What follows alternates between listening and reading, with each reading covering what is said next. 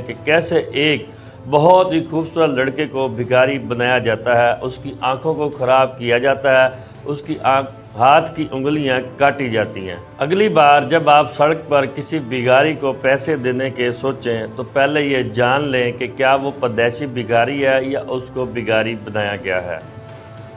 दोस्तों, हाल ही में इंडिया के शहर उत्तर प्रदेश में एक बहुत बड़ा स्कैंडल पेश आया जिसमें भिखारियों को एजेंसी के लोगों ने पकड़ा और उनके साथ होने वाले तमाम वाक़यात हमारे साथ शेयर किए। हम आपको इसकी वीडियो बताते हैं और आपको ये भी बताते हैं कि कैसे एक 16-17 साल का लड़का उसको भिखारी बनाया गया।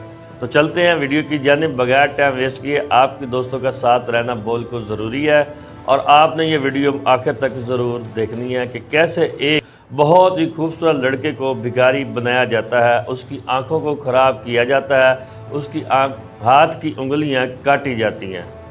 तो लेट्स स्टार्ट द वीडियो। जब आप सड़क पर किसी भिखारी को भीख मांगते हुए देखें, जी जरा ध्यान दीजिए। आंध्र प्रदेश में बच्चों को ये बेगिंग गैंग्स लगभग 300 रुपए पर डे रेंट पर लेते थे और 8-8 महीने के बच्चों को स्लीपिंग पिल्स दी जाती थी इन्हें सेडेटेड रखने के लिए। पूरे दिन शांत रहे। चेन्नई में एक बेगिंग रैकेट पकड़ा गया जहां पर महिलाओं को हिंदू सैफरन कपड़े पहनाकर मंदिरों के सामने भीख मांगने को कहा जाता था और फिर यही महिलाएं कॉस्ट्यूम स्विच करके मस्जिदों के सामने भीख मांगती थी, मुस्लिम बुर्का पहनकर। छोटे छोटे बच्चों को खरीद कर उनको 300 रुपये पर डे के हिसाब से दिए जाते ताकि उनसे भीख मकाई जाए और जो वहाँ की औरतें होती थी वो बुर्का पहनकर मुस्लिम इलाकों में जाके भीख मांगती थी। ये बहुत बड़ा स्कैंडल आया जो सोशल मीडिया पर बड़ी तेज़ी से फैल रहा है। एक highly organised sophisticated criminal network है जिसे हम बेगर माफिया कहते हैं। बेगर माफिया 4 लाख से ज्यादा भिखारी हैं जिनमें से 21% 12वीं पास है। सेंसस में पाया गया कि 3000 से ज्यादा तो ऐसे भिखारी हैं जिनके पास एक डिप्लोमा या डिग्री है। एक भिखारी एक दिन में इतने पैसे कमा लेता है, आप भी जानकर हैरान रह जाएंगे। एक भिखारी एक दिन में 3 से 4 हज़ार रुपये कमा लेता है। दोस्तों, यहाँ एक मज़दूर की दिहाड़ी का हिसाब लगाएं तो उस मज़दूर की बेचारे की दिहाड़ी लगती नहीं और उसको 600-700 रुपये 800 रुपये बस इतनी सी मजदूरी मिलती है। और ये जो भिखारी माफिया है, डिगर माफिया है, ये बहुत ही पैसे छापते हैं। दोस्तों, आज की जो स्टोरी है 2022 में पेश आई थी, इसका खुलासा सोशल मीडिया पर बहुत तेज़ी से फैल रहा है जब उस भिखारी का किसी ने इंटरव्यू किया और वो रोते हुए उसने सारा वाक़या बयान किया। वो वाक़या क्या था आप दोस्तों के साथ शेयर करते हैं, लेकिन उससे पहले आप दोस्तों ने अभी तक हमारे चैनल को सब्सक्राइब नहीं किया तो सब्सक्राइब करें और ये वीडियो अपने दोस्तों के साथ लाजमी शेयर करें। तो चलते हैं वीडियो का अगला पार्ट आपके साथ शेयर करते हैं। जी, 22 साल लड़का सुरेश इंडिया के शहर उत्तर प्रदेश में रोज़ी की तलाश में आया। उसको किसी ने फ़ोन करके बुलाया कि यहाँ आपके लिए एक नौकरी का बंदोबस्त किया गया है। आगे क्या हुआ उसके साथ आपको ये भी बताते हैं। एक daily veg labour Suresh Manjhi काम की तलाश में बिहार से कानपुर आया था। जी। कानपुर के यशोदा नगर स्लम क्लस्टर में रह रहा था। एक दिन इसकी मुलाकात होती है विजय नाम के एक आदमी से जो इसे काम दिलाने की बात करता है। इसके लिए ये इसे कानपुर के झक्करकट्टी ब्रिज के नीचे आने को कहता है। लेकिन अगले दिन जैसे ही सुरेश वहां पर पहुंचता है, ये ब्रिज के पास पहुंचा और किसी ने आके इसके मुंह पर कपड़ा डाल के इसको अगवा कर दिया।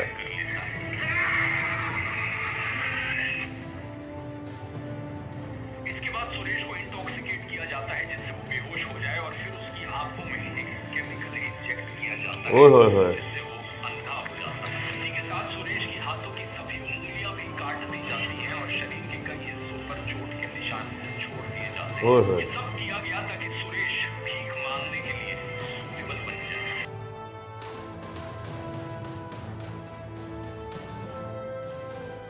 बाद सुरेश को इस गैंग के द्वारा बेच दिया जाता है 70,000 रुपए में महिला को।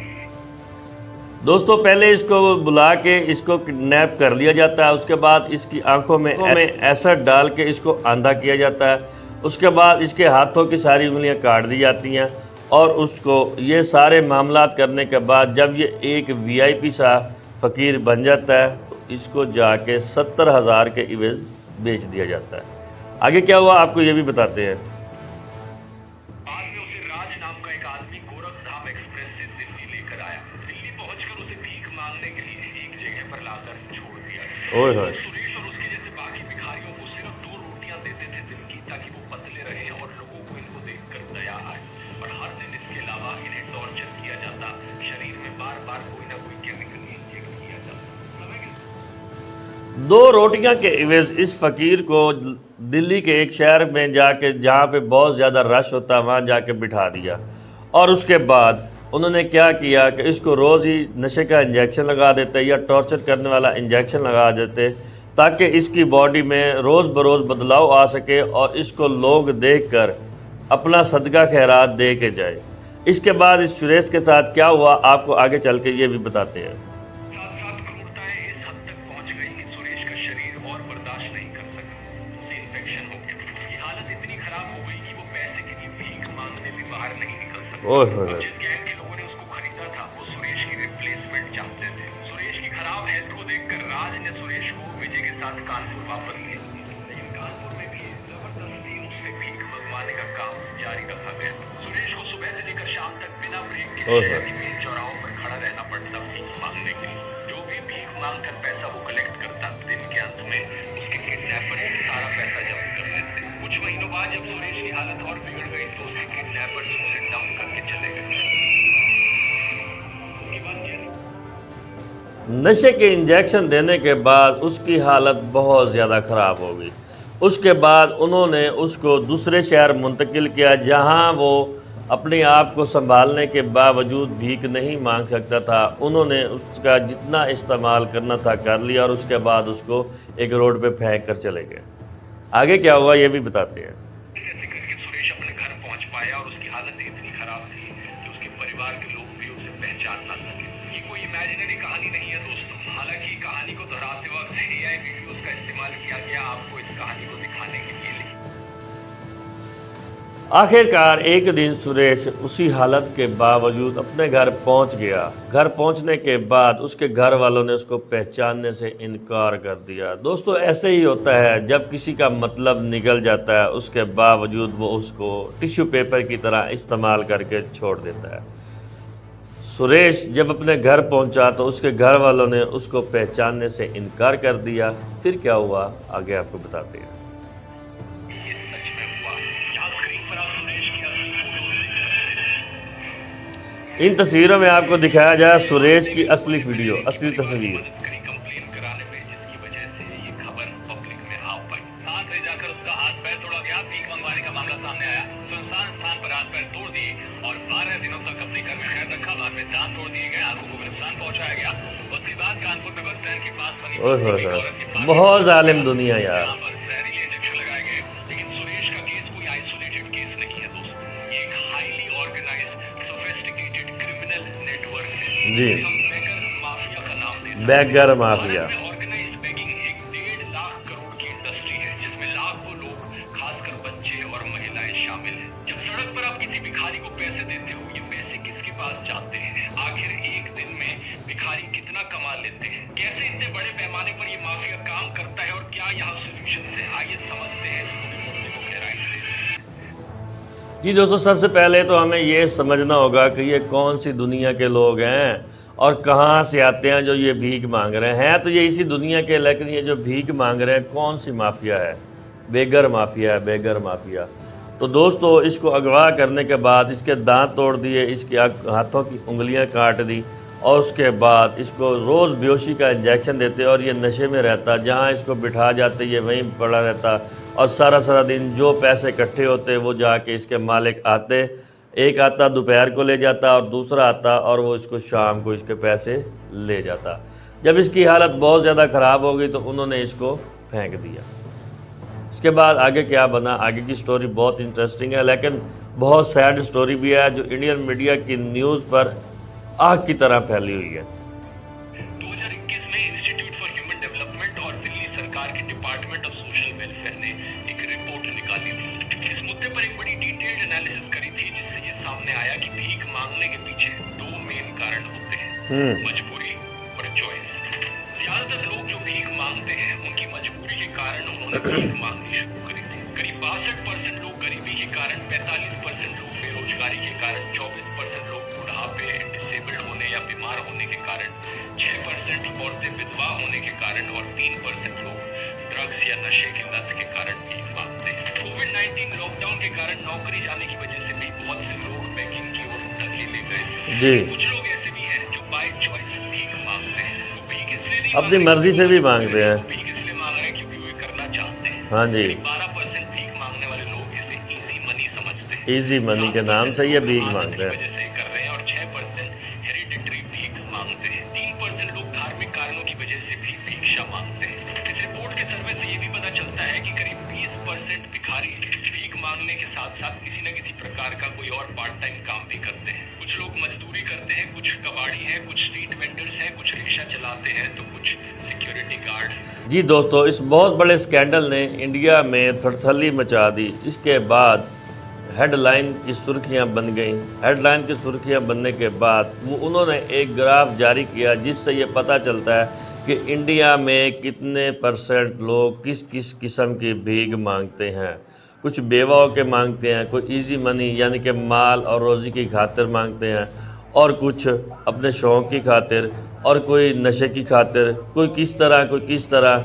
इसी की लत में देख के ना सुरेश के साथ जो ज़्यादती की गई वो नाकाबिले बयान है।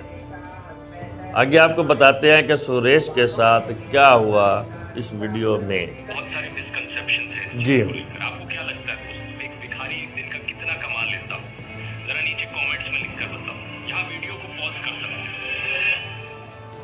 रिपोर्ट कहती है 32% लोग रोज के 100 रुपए से भी कम कमा पाते हैं। 33% लोग रोज 100 से 200 रुपए के बीच कमाते हैं। क्या बात है, ये रिपोर्ट इंडिया की है दोस्तों। 200 से 400 रुपए के बीच कमाते हैं और केवल 1% भिखारी ही ऐसे हैं जो 400 रुपए से ज्यादा कमा पाते हैं एक दिन में। अगर आप ये भी मान लो कि ये लोग हर रोज भीख मांगते हैं तो भी इनमें से मेजॉरिटी लोगों की मंथली कमाई 3000-6000 रुपए से ज्यादा की नहीं। इसे दिल्ली में एक अनस्किल्ड मजदूर की ऑफिशियल मिनिमम वेज से कंपेयर करो जो होती है 15,908 रुपए पर मंथ। इतनी कम कमाई, और अब सोच कर देखो इनमें से कई सारे लोग तो ऐसे हैं जो किसी न किसी माफिया का शिकार है। तो जो पैसा ये कमा रहे हैं वो खुद के लिए भी नहीं रख पाते। वो अपने पास नहीं रख सकते। अपना सारा पैसा अपने गैंग लीडर को देना होता है। इस पूरे माफिया ऑपरेशन को वैसे समझने के लिए पहले हमें ये समझना होगा कि इन लोगों को रिक्रूट कैसे किया जाता है। ऑर्गेनाइज्ड बेगिंग रिंग्स सबसे कमजोर लोगों को अपना टारगेट बनाते हैं। इनके प्राइम टारगेट्स होते हैं बच्चे। बहुत से बच्चों को किडनैप किया जाता है। ये जो भिखारी माफिया होता है सबसे पहले कमज़ोर लोगों को अपनी जाल में फंसाते हैं। जो बेबस होते हैं उनको ये अपनी जाल में फंसा के उनका इस्तेमाल करते हैं। उनकी ट्रैफिकिंग करी जाती है और यहाँ तक कि गरीब परिवारों को झूठे वादे करके उनके बच्चों को माफिया को बेच भी दिया जाता है। क्या बात है भाई। इंडिया में हर साल अप्रोक्सीमेटली 60,000 बच्चे गायब होते हैं और इसमें से बड़ी संख्या के बच्चों को जबरदस्ती बेगिंग के काम में लगाया जाता है। जी दोस्तों, यहाँ पे एक बहुत बड़ी बात सामने आई है। उसमें ये बताया गया कि इंडिया में तकरीबन एक साल के अंदर 60,000 बच्चे गायब किए जाते हैं और बाद में वो बाज़ार में, वो किसी शहर में, किसी वीराने में, किसी जगह में वो भीख मांगने पर मजबूर होते हैं। कुछ गैंग्स तो अक्सर बच्चों को रेंट पर भी ले लेते हैं उनसे जी। भीख मंगवाने के लिए। डेस्परेट गरीब पेरेंट्स जिनके पास और कोई कमाई का जरिया नहीं बच जाता वो अपने बच्चों को रेंट पर दे भी देते हैं कुछ पैसों के बदले। अरे ये लम्मा ये बच्चे का क्या कुछ चालू होगा? अरे इसको कितना बार बोली मैं, ऐसा साउथ का स्टार में भी होता है लेकर घूमेगा तो कौन पैसा देगा? किसी को चाहिए इसलिए मेरे को इसको भाड़ा कम करने को। अरे क्या भाड़ा कम करना? परवरता नहीं तो छोड़ देना। मैं दूसरे दिन में चढ़ाएगी मेरे बाबला को। चल रहे उदाहरण के तौर पर आंध्र जी। प्रदेश में बेबीज को बेगिंग गैंग्स लगभग 300 रुपए प्रतिदिन रेंट पर लेते थे और इन बेबीज को ओपियम या स्लीपिंग पिल से सेडेटेड रखते थे ताकि वो पूरे दिन शांत रहे, सोए ना। एक और उदाहरण कोलकाता बेस्ड एक बेगिंग रिंग है जिसमें बांग्लादेशी और इंडियन मेंबर्स दोनों थे। 8 साल तक छोटे लड़कों को रूरल एरिया से किडनैप करके उन्हें ट्रेन स्टेशन पर भीख मंगवाते थे। एक केस में तो इन्फेंट्स को कफ सिरप दी जाती थी ताकि उन्हें नशे में रखा जा सके। इसे ट्रैफिकिंग कहा जाता है और इन बच्चों को एजुकेशन और बेसिक राइट्स के बारे में कभी नहीं बताया जाता। जी। हैंडलर्स अक्सर बच्चों को भूखा भी रखते हैं ताकि वो दुबले पतले दिखे, रोते हुए दिखे। जी। इससे पब्लिक उन्हें देखकर ज्यादा सिंपैथी फील करे और ज्यादा पैसे दे। सबसे खौफनाक केस केसेस के बारे में मैं ज्यादा डिस्कस नहीं करूंगा क्योंकि जी। बहुत ही डिस्टर्बिंग डिटेल्स है जो सुरेश की कहानी में हुआ। हम्म। सुरेश के साथ किया गया वही अक्सर कुछ गैंग मेंबर्स बच्चों के साथ भी करते हैं। बेगिंग माफिया भीख मांगने को एक बिजनेस की तरह चलाता है। जी। ज्यादा से ज्यादा पैसे इकट्ठे करना और भिखारियों पर कंट्रोल बनाए रखना अलग अलग तरीकों से। यहाँ पर टेरिटोरियल कंट्रोल भी देखने को मिलता है। जो गैंग्स होते हैं वो अपना अलग अलग एरिया बांट लेते हैं और गैंग्स ये भी जानते हैं कि सबसे ज्यादा पैसे कौन से एरियाज में मिलेंगे। मंदिर के पास, क्या बात मस्जिद है। के पास, ट्रेन स्टेशन पर, बस स्टैंड पर, जहाँ जहाँ ज्यादा इन्होंने अपने अपने इलाके बांटे हुए होते हैं। इन गैंग्स को ये भी पता होता है कौन से एरियाज में कौन से भिखारी भीख मांग रहे हैं और अगर कोई भिखारी इंडिपेंडेंटली भीख मांगना चाहता है हाँ। बिना इस गैंग का हिस्सा बने तो उसे बहुत स्ट्रगल करना पड़ता है क्योंकि इन गैंग्स को बहुत सारी चीजें पता है जो एक इंडिपेंडेंट भिखारी को ना पता हो। यस, ये बात है। आपका पहला दोस्त तो म्युनिसिपैलिटी पुलिस कोई भी आसपास नहीं भटकती, सभी रास्ता देते हैं और जाने ठोक के धरना करते हैं। ये गैंग्स के लीडर्स आपस में बातचीत करके अलग अलग इवेंट्स और फेस्टिवल्स की भी प्लानिंग करते हैं। यहाँ ऐसा भी नहीं है कि हर गैंग बड़े ही क्रूर और डिह्यूमनाइजिंग तरीके से बिहेव करे भिखारियों के साथ।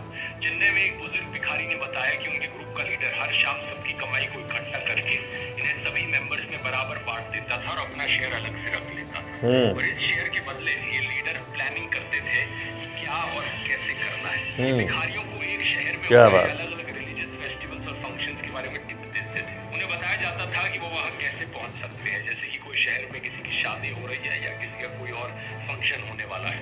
यस। पूरा गेम एक ऐसे लेवल पर खेला जा रहा है जो एक आम इंसान के लिए इमेजिन करना मुश्किल है। ये लगातार अपनी टैक्टिक्स को फाइटिंग करते रहते हैं। चेन्नई में एक केस देखा गया जहाँ पर महिलाओं को मंदिरों के सामने हिंदू सैफ्रन रोब्स पहनकर भेजा जाता था और उन्हीं महिलाओं को बाद में कॉस्ट्यूम स्विच कराकर मुस्लिम बुर्का पहनाकर मस्जिदों के सामने भीख मांगने के लिए भेजा जाता था। जी दोस्तों, यहाँ पर जो हिंदू औरतें थीं उनको बुर्का पहनाकर मस्जिद के बाहर और ऐसे ही जगह पर छोड़ते जहाँ ईद के त्यौहार होते वहाँ उनसे भीख मंगवाई जाती थी।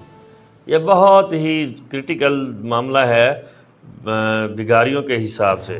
जी आगे चलते हैं और आपको इसके बारे में मज़ीद मालूमात देते हैं। जो भी हिंदूज और मुस्लिम्स मंदिरों में जा रहे हैं, मस्जिदों में जा रहे हैं, उनके खुले दिल का फायदा उठाने के लिए यहाँ पर भिखारियों की अपीयरेंस ही बदल दी जाती है। 2010 की ये खबर है। 13 साल के भीमप्पा नाम के एक बच्चे ने बताया कि एक बार ट्रैफिक सिग्नल पर एक औरत ने कार में उसे एक 8 महीने की बच्ची के साथ बारिश में कांपते हुए देखा। अच्छा। बच्चों की ऐसी हालत देखकर उस औरत को दया आई और उसने 100 रुपए दे दिए। लेकिन इसके बाद क्या हुआ, बाकी जो भिखारी और इनके गैंग लीडर्स थे उन्हें पता लग गया कि ये भी एक टेक्निक हो सकती है इमोशनल मैनिपुलेशन की। हाँ जी। जानबूझकर वो बच्चों को ठंड के समय बारिश में भीख मांगने के लिए भेजने लगे ओए। और इस वजह से एक 2 साल की बच्ची पूजा की डेथ हुई बारिश में भीगने के बाद ठंड लगने की वजह से। ड्रग्स की भी यहाँ पर एक बड़ी इन्वॉल्वमेंट देखने को मिलती है। 14 साल के जावेद की एक कहानी है जो दिल्ली के कनॉट प्लेस के पुराने हनुमान मंदिर के पास भीख मांगकर रोजाना लगभग 10 से 20 रुपए कमाता है। इसमें से ज्यादातर पैसे ये अपने सो-कॉल्ड दोस्त को दे देता है जो उसे ड्रग्स सप्लाई करता है। ये गैंग लीडर्स बच्चों को ड्रग्स की लत भी लगा देते हैं जिससे वो कर्ज में जाने लगे। इसके बाद उन्हें ड्रग्स तभी देते हैं जब वो भीख मांगकर सारा पैसा लाने को तैयार हो जाए। जी दोस्तों, यहाँ पे ये बात समझ आई है कि ये जो गैंग लीडर होते हैं भीख माफिया, ये बच्चों को ड्रग्स की लालच दे देते हैं, उनको उनकी लत में लगा देते हैं ताकि ये भीख मांगने पर मजबूर हों और अगर ये नहीं जाएंगे तो इनको ड्रग्स नहीं मिलेगी। जब ड्रग्स नहीं मिलेगी तो तबीयत डिस्टर्ब होगी, तबीयत डिस्टर्ब होगी तो बस बहुत मामला डिस्टर्ब हो गए। तो इसी हिसाब से वो इनको नशे में रखते हैं ताकि ये भीख मांगने पर और उनका कहना मांगने पर मजबूर हों। ये एक और तरीका बन जाता है बच्चों को फंसा कर रखने का। जी। केसेस में पेरेंट्स भी बच्चों को भीख मांगने पर फोकस करते हैं, मजबूर करते हैं और जब वो पैसा नहीं लाते तो उन्हें मारते पीटते हैं। 2023 हैदराबाद 28 साल के अनिल पवार को पकड़ा गया जो भिखारियों को रिक्रूट करके उनसे पॉश इलाकों में भीख मंगवाता था। शाम तक उसे भिखारियों से 6000 रुपए तक मिल जाते थे जिसमें से वो केवल 200 रुपए भिखारियों को मजदूरी के तौर पर देता था। कई बार देखा गया है कि बेगिंग माफिया के पास पॉलिटिकल बैकिंग भी होती है। आंध्र प्रदेश में जब एनजीओज ने बच्चों को रेस्क्यू करने की कोशिश की तो लोकल पॉलिटिशियंस ने बेगिंग माफिया को बचाया। इस खबर को देखिए, 2017 की खबर है ये। एनजीओज बता रहे हैं कि उनके लिए काम करना कितना मुश्किल है क्योंकि पॉलिटिकल प्रेशर बहुत ज्यादा होता है। 2009 में बेंगलुरु में तो एक बहुत ही अजीबोगरीब मामला सामने आया जिसमें एक नैनी जो एक अमीर परिवार के बच्चों की देखभाल का काम कर रही थी, वो इस परिवार के बच्चे को फटे पुराने कपड़े पहनाकर ड्रग्स से बेहोश करके 100 रुपए के किराए पर बेगर गैंग को दे देती। पेरेंट्स को लगता बच्चा अच्छा खासा समय बिता सारा नैनी के साथ खुश होगा, लेकिन एक्चुअली में उस बच्चे को रेंट पर दिया जा रहा था दिन के समय में। ओए इस सबसे होए। आपको पता चल जाना चाहिए कि इस ऑर्गेनाइज्ड बेगिंग माफिया की पहुंच कहां तक है। ऐसे में सवाल उठता है कि सरकार यहाँ क्या कर रही है इस सबको रोकने के लिए। आजाद भारत में बेगिंग के खिलाफ पहला कानून Bombay prevention of beggary act 1959 आया था। इसके अंडर जो भी इंसान भीख मांगता हुआ पकड़ा गया उसे 10 साल तक की सजा सुनाई जा सकती थी। क्या इसके बात तहत है। एक चीफ कमिश्नर भिखारियों को हिरासत में लेकर एक इंस्टीट्यूशन में डालने का आदेश दे सकता है और उसे वहां कितने भी समय के लिए रखा जा सकता है। जब इस कानून को लागू किया गया तो कई बेघर लोग बहुत समय तक इन इंस्टीट्यूशंस में बंद रहते थे।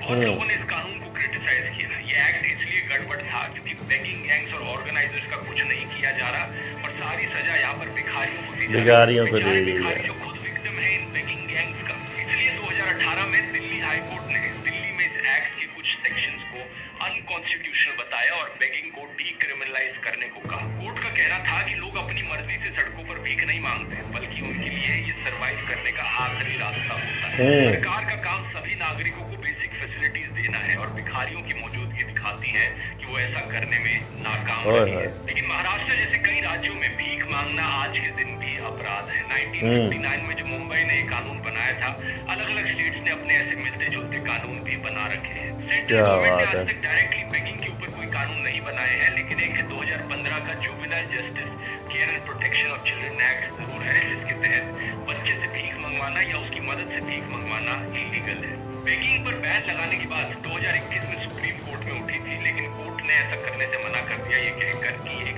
सोशियो इकोनॉमिक इशू है। फिर से वही चीज कही जो दिल्ली हाई कोर्ट ने कही थी, कोई भी भीख मांगना नहीं चाहता, लेकिन गरीबी के कारण भीख मांगनी पड़ती है। गरीबी के कारण। ज्यादातर केसेस में सरकार का फोकस इन गैंग के खिलाफ एक्शन लेने में नहीं रहा है, हाँ जी। इन विक्टिम्स के खिलाफ, इन भिखारियों के खिलाफ एक्शन लेने पर रहा है। कोई भी बड़ा जी। इंटरनेशनल इवेंट होता है तो सरकार इस प्रॉब्लम को सॉल्व करने की बजाय छिपाने में लग जाती है। हाँ जी। जैसे कि 2023 में जब G20 समिट हुई थी, दिल्ली में भिखारियों को पकड़कर टेम्पररी शेल्टर होम्स में डाल दिया गया ताकि दुनिया की नजरों से इन्हें छुपाया जा सके। छुपाया ऐसे ही जा नवंबर सके। 2017 में जब यूएस प्रेसिडेंट डोनाल्ड ट्रंप की वाइफ इवांका ट्रंप हैदराबाद आई थी, तो शहर ने टेम्पररी बेगिंग पर बैन लगा दिया और पुलिस ने सभी भिखारियों को पकड़कर रिहैबिलिटेशन सेंटर में डाल दिया। इसके अलावा इन इवेंट्स के दौरान अक्सर बड़े बड़े पर्दे भी लगा दिए जाते हैं कई लोकेलिटीज और स्लम एरियाज के बाहर, ताकि कोई भी सड़क पर चलने वाला ये ना देख सके और ये सारी प्रॉब्लम्स उनसे छिपी रहे। इससे पिछली सरकारों ने भी ऐसा ही किया है। 2010 में जब दिल्ली में कॉमनवेल्थ गेम्स हुए थे, तब सैकड़ों भिखारियों को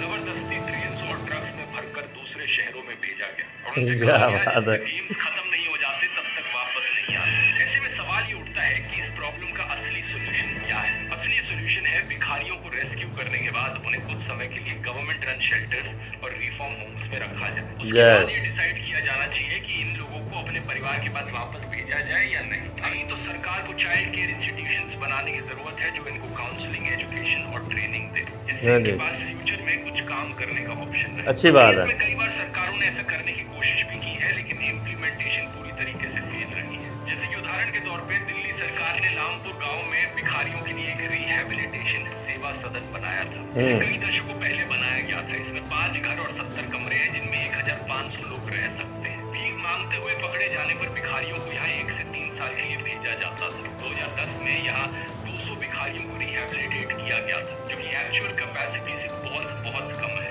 लेकिन उसके आने वाले स्थानों में इसकी कंडीशन बद से बदतर होती है। 2014 में सिर्फ 60 भिखारी यहाँ भेजे गए, 2016 में सिर्फ 1 और 2017 के बाद एक भी भिखारी यहाँ नहीं आया। पर आपको भिखारी मिल जाएंगे। 2020 में union ministry of social justice and empowerment ने एक पायलट प्रोजेक्ट शुरू किया। इसमें कहा गया कि देश के 10 शहरों को भिखारी मुक्त बनाया जाएगा। इन शहरों में क्या बात है। मुंबई के नाम शामिल है, लेकिन एक्चुअली में इसकी इम्प्लीमेंटेशन कैसी हुई? इंदौर में आदेश दिया जाता है कि 1 जनवरी 2025 से भीख लेना और भीख देना दोनों इलीगल है और भीख देने वालों के खिलाफ FIR दर्ज कराई जाएगी। जनवरी 2025 में एक मंदिर के सामने एक महिला भिखारी को पैसे दे रही थी और एक व्यक्ति ने इसे देख लिया और FIR दर्ज करा दी। ये मध्य प्रदेश का पहला ऐसा मामला बन गया जहाँ पर किसी ने भिखारी को पैसे दिए हो और देने वाले पर ही FIR दर्ज हो गई। क्या बात है। भोपाल में भी सभी पब्लिक प्लेसेस पर भीख मांगने और देने पर रोक लगाई गई। Yes. सवाल यहाँ ये है कि क्या बेगिंग पर सीधा बैन लगा देना कोई सोल्यूशन है? जब तक इतनी बेरोजगारी है, जॉब जॉब्स की कमी है, डिसेबल्ड लोगों के पास तो और भी कम मौके हैं हमारी इकोनॉमी में इन्वॉल्व रहने के। अगर इन लोगों को भीख भी नहीं मांगने दी जाएगी तो क्या एक्सपेक्ट करते हो ये चुपचाप मर जाएं? 2011 के सेंसस नहीं में मार सामने सकते। आया कि देश में 4 लाख से ज्यादा भिखारी थे, जिनमें से 21% 12वीं पास थे। और 4 लाख 3,000 भिखारी। ऐसे थे जिनके पास एक प्रोफेशनल डिप्लोमा या डिग्री थी।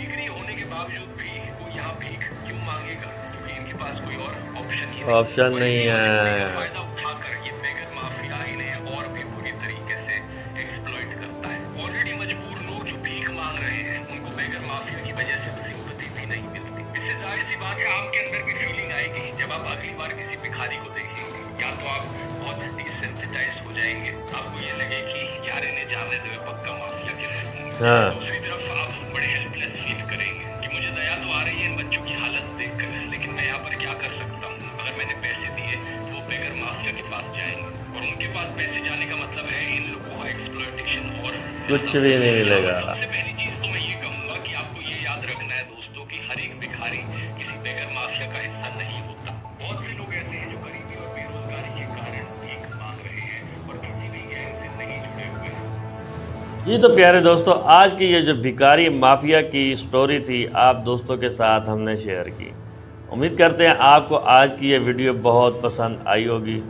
इसी तरह की लेटेस्ट वीडियो देखने के लिए हमारे चैनल मिस्टर खबरी को लाइक करें और अपने दोस्तों के साथ इस वीडियो को लाजमी शेयर करें और हमारे चैनल को ज़रूर सब्सक्राइब करें ताकि फ्यूचर में आने वाली ऐसी इंटरेस्टिंग वीडियो आप दोस्तों के साथ हम शेयर करें।